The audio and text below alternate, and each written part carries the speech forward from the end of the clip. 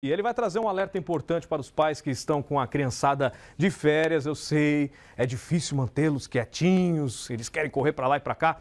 E olha, a Secretaria de Estado da Saúde de São Paulo informou que neste ano foram mais de 13 mil registros de atendimento causados por afogamentos, quedas, queimaduras, intoxicações. Você deixa um produto de limpeza ali, ele fala, nossa, que gostoso, é refrigerante. Não, não é, faz mal.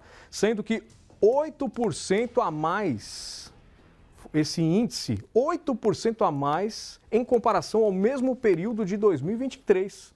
Afinal de contas, como que a gente pode se prevenir desses tipos de acidente, principalmente esses que ocorrem na praia, Sérgio Santana? Me conta, meu amigo.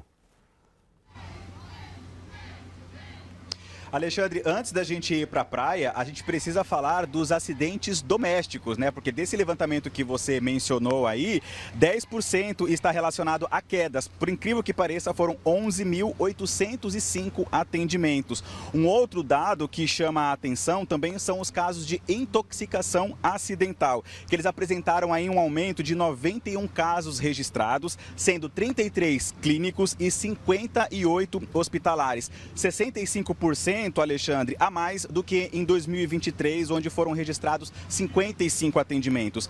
Em relação aos outros tipos de acidentes, os registros de afogamento totalizaram 51 procedimentos clínicos e de internação em 2024, até uma diminuição pequena aí de 22% com relação ao mesmo período de 2023. Os casos de queimaduras também apresentaram quedas, com 26 ocorrências no ano passado. Antes da gente entrar aqui ao vivo, Alexandre, eu conversei um pouquinho antes da gente entrar na primeira aparição, eu conversei com a pediatra Bruna Giacomelli, ela é coordenadora da pediatria da Santa Casa. Ela me contou aqui nos bastidores algumas situações que, assim, é bem preocupantes, e eu vou chamar ela aqui para falar com a gente.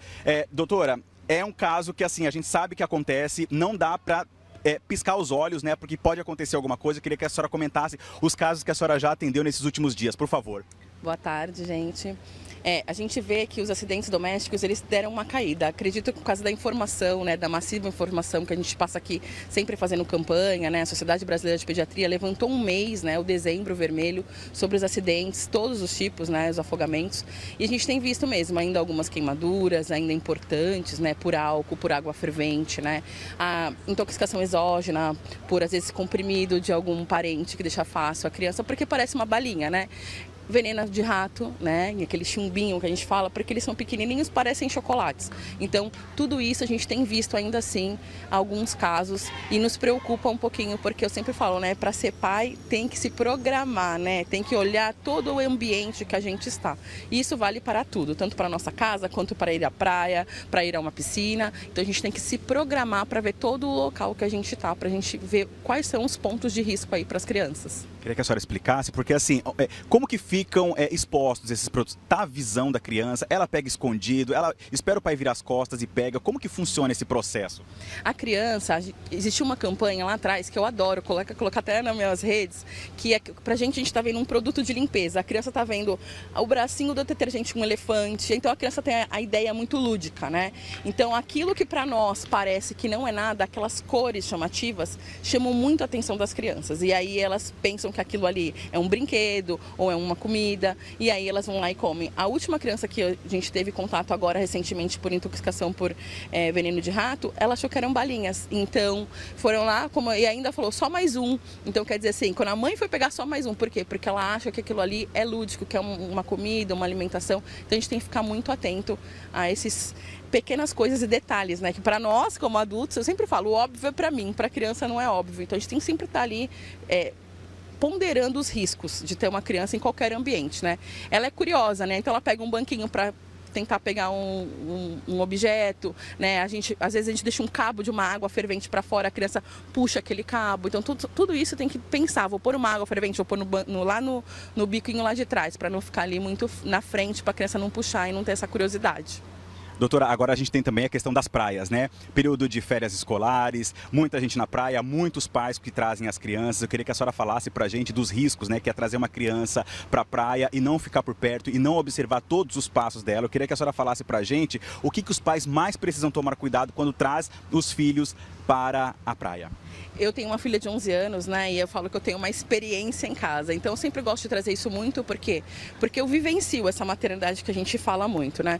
Então quando a gente vem à praia, qual é o lugar de ficar à praia quando a gente tem criança? Elas querem o quê? Água, então a gente tem que ficar pertinho, então a gente tem que ter uma supervisão constante. Colocar numa boia, mas não é colocar e virar as costas para entrar no celular ou ler um livro, é ficar de olho naquela criança, né. Sábado a gente esteve aí na praia e quantos aplausos de crianças perdidas, porque é um piscar, né, eu falo que a criança cega, gente, eles são muito rápidos, eles têm a gente fala que a criança ela não parece o que ela faz, né? Mas ela faz tudo isso. Então a gente piscou, a criança já sumiu. Então a gente tem que ficar ali sempre em supervisão constante. As boias dão nossas falsas segurança, né? Elas podem virar, ou elas podem furar, ou com a correnteza do mar podem ser levadas. Então a gente tem que prestar muita atenção. Tem a questão também da exposição solar, né? Então o pai traz a criança, passa protetor só uma vez e aí a criança acaba pegando uma insolação. Tem a questão da parte da alimentação também, que a criança está brincando com a boia, de repente ela quer comer alguma coisa, vai lá com a mão suja, pega a comida. Tem também a procedência dos alimentos. Queria que a senhora falasse um pouquinho a respeito disso, por favor. Olha, sobre a proteção solar, né? Hoje é um dia para falar bem disso, né? Hoje está nublado. Não vou passar, não vou reaplicar. Esse nublado também queima, né? Os raios ultravioletas às vezes passam as nuvens e isso também pode ocasionar queimaduras. Então, passar o filtro solar e reaplicar a cada 2 horas, um fator solar a partir de 50, né? E reaplicar a cada 2 horas. As alimentações, nós passamos aí por um caos na Baixada Santista, por intoxicação, provavelmente pela água, que a gente não sabe aí qual é a procedência.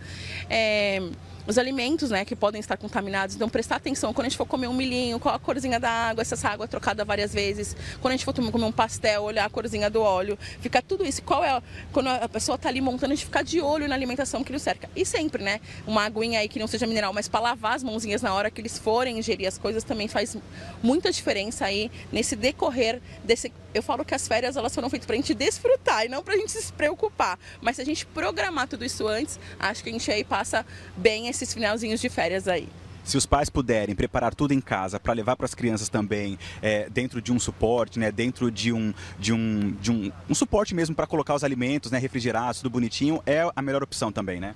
Eu acho que a gente pode, meio termo, né? Um sorvete você pode tomar na praia, né? Mas quando a gente for trazer alguma coisa que não seja perecível, né? E quando a gente colocar num cooler, a gente tem que pôr a temperatura adequada, né? Porque sábado estava um sol, aquele calor, assim, então as coisas são perecíveis, né? As alimentações. Então a gente tem que tomar muito cuidado com o que a gente vai trazer, né? Trazer coisas que não... Frutas são uma coisa boa, sucos naturais é para trazer também. Então acho que tem que ver bastante coisa. Aguinha mineral, né? Ou filtrada, ou fervida, e aí coloca numa garrafinha congeladinha e aí ela fica fresquinha para nossas crianças. As crianças, elas são um vidro, né? A gente fala assim que de tão forte que elas são, elas se tornam frágeis, né? Então, qualquer coisa aí pode ocasionar o que a gente não precisa, né? Uma intoxicação, uma insolação, tomar cuidado, né? Porque naquele momento a gente não tá queimadinho de sol, mas chega em casa, aquela temperatura elevada, pele seca, boquinha seca, não faz xixi ou faz o xixi muito escuro, tem que ficar prestando atenção em tudo isso. Se tiver desidratação ou insolação, tem que procurar um hospital também. Doutora, e fora tudo isso, não desgrudar nenhum minuto, tirar os olhos por nada dessas crianças, né? Supervisão constante é o meu lema, né? A minha tem 11 anos e ela fala, mamãe, eu sou grande. Não é grande, né? Crianças, elas não têm a noção da responsabilidade ou do perigo, né? Para nós demoramos quanto tempo para entender o que é perigoso, né? As crianças demoram pela parte pré-frontal delas, que ainda não está formada. Então, eles não têm noção de riscos. Então, nós temos que ficar de supervisão constante em qualquer momento ali que eles estão brincando, porque a praia, normalmente, no final de semana, está muito lotada. E aí é só um piscar. O mar tem a correnteza, vai puxando e vai tirando ele da nossa frente. Então a gente tem que ficar o tempo inteiro supervisionando as nossas crianças. Tá certo, doutora, muito obrigado pela sua participação. Alexandre, é isso, né? A gente sabe que assim, as orientações são várias, né? As recomendações são importantíssimas e não dá para descuidar nem um minuto de quem está com criança na praia, porque assim, o perigo é iminente. Então, todas essas orientações precisam ser apontadas e seguidas à risca.